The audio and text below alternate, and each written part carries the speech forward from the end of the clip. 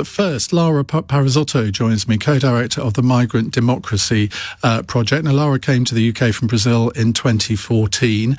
She has Brazilian and Italian citizenship, or did at that time anyway, and became a British national last year. She's also an elected Labour councillor, but is here speaking in a personal capacity.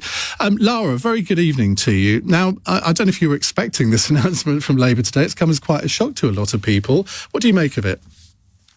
Thank you for having me, Ian. And actually, it is surprising they came out this weekend, but it's not surprising as a policy announcement in its entirety. We have been in this conversation for many years. In 2021, at Labour Party conference, I asked this question to Keir Starmer directly on whether he supported the extension of the right to vote to every resident from every nationality, and he was supportive of it. And actually, if we check the amendments that Labour submitted to the elections bill in 2021 and 2022, we already find evidence that amendments were tabled to extend the right to vote to every settled resident in the UK. So this focus on EU citizens is not really backed up by any official document, either of amendments or the NPF submissions.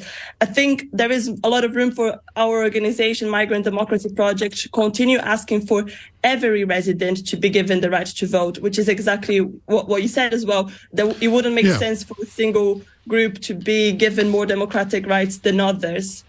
Well, it would do if you wanted to persuade people to vote in a particular way to rejoin the EU, which I mean, is a perfectly legitimate point of view to take. But that's been totally against. It goes against what the Labour Party have been proposing over the past couple of years.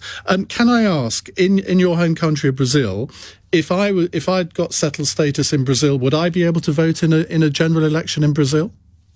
Unfortunately not, but I'm very in favour of campaigns in other countries to extend the right to vote. We are very in favour at Migrant Democracy Project for residence-based voting rights, which you touched on. Some countries do have it. Some countries like New Zealand have gone full on with residence-based voting rights. Other European countries like Belgium have it for local elections, so Brits there will be able to vote. Well, we have it for local elections, don't we? I mean, European citizens can vote in local elections. Yes, for some. And again, for some countries, they have gone as far as residence-based voting rights for general elections as well. And we are in partnership with organizations working in other countries that are also campaigning for residence-based in their countries. So there's definitely a move for that. And it's again, in Scotland and Wales here in where we are, they have already taken that stance of residence, entitling and franchising more of their residents so they can have a say where they live.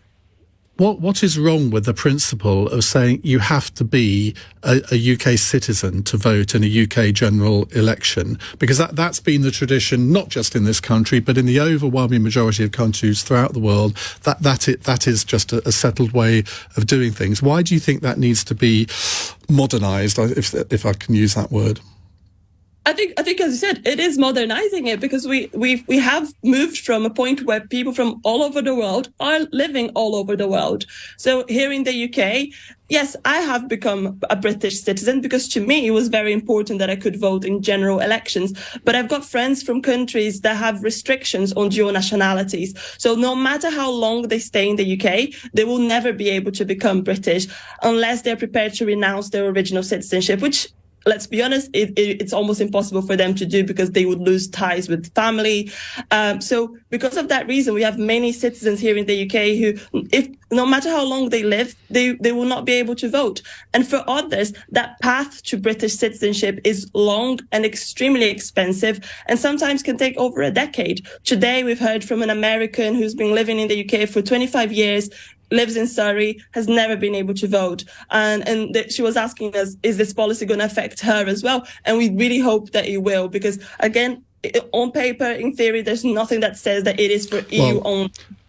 I think my response to her would be to say I look forward to the day when foreigners can vote in US general elections. I don't think that's the case we can campaign for that as well there. And I think it is a trend that will be going on all over the place. Just very quickly, I can see you, our listeners can't, but I mean, you're from a younger generation. Do you believe that as a 16-year-old, you should have been given the right to vote?